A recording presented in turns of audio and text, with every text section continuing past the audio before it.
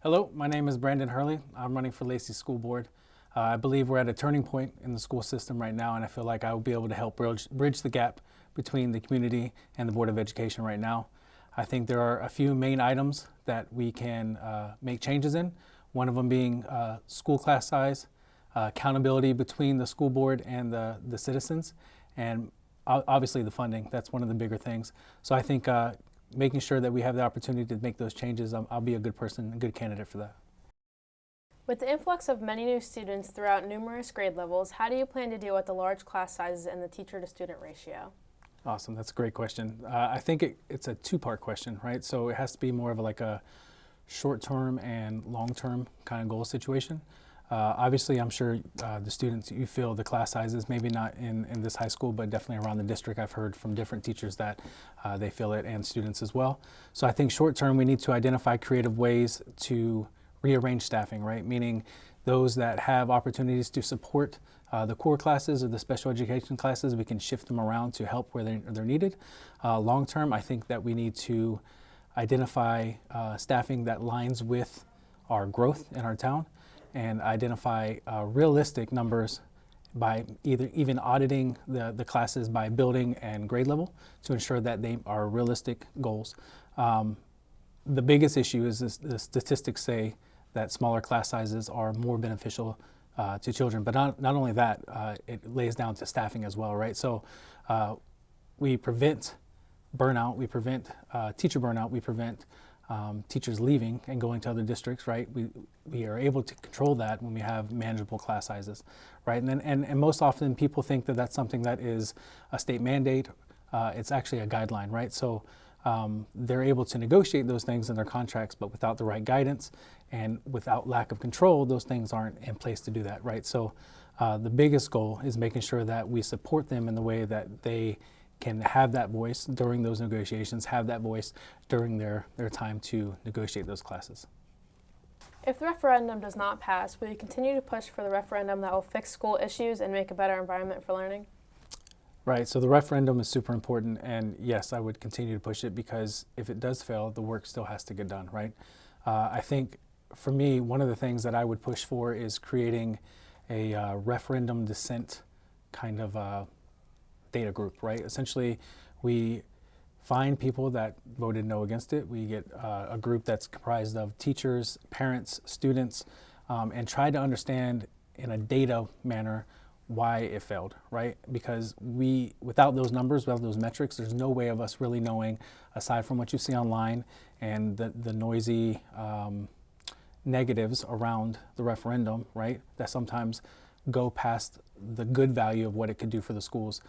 Without having actual tangible numbers, I think that wouldn't go very far. So I think creating something like that where we have numbers and we know exactly why it failed will help us in the future build something that, one, takes in consideration what the public and what the community actually wants, and two, uses those numbers to build something that is one, tangible, measurable, but also a way for the public to understand that we're holding ourselves accountable and we are using what we heard from them to make the right fiscal decision that would, one, appease them in a good way, but also provide the students schools that are not falling apart. If you're elected as a board member, what would be the first change you would make for the district and why? That's a good question. Obviously, changes don't always happen that quick, but in a perfect world, the first change I would attempt to make is to shift our mentality from a reaction-based mentality to a proaction, meaning start building a system that is accountable, right? We do that by getting real numbers with academic studies, by focusing on special education supports, right? Identifying what services we really need.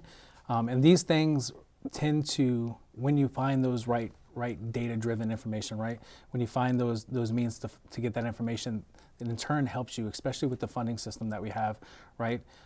Lacey right now is considered to be overfunded, but I feel if we went to a weighted formula, right, where we actually audit what we need realistically with our school, they would actually say that we're underfunded, and then would also give us more money that would allow us to provide the services. Historically, Lacey district pays about $3,500 less per student, right?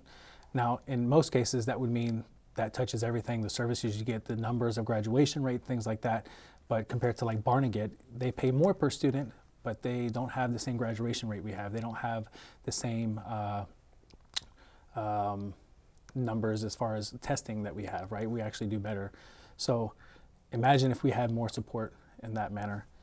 I think that having a data-driven and an ability to show those numbers would give us accountability and build trust with the public.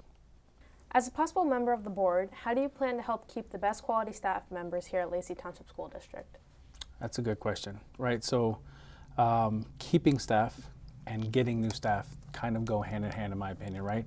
So teachers, when they feel support and when they feel valued, they stay, right? That trickles down to the students, and the students thrive because they have teachers that want to be there, right? So giving them a voice to kind of control their environment in that aspect, meaning when decisions are being made that are in regard with them, that they have the opportunity to voice certain opinions about that, and they have some skin in the game, if that makes sense.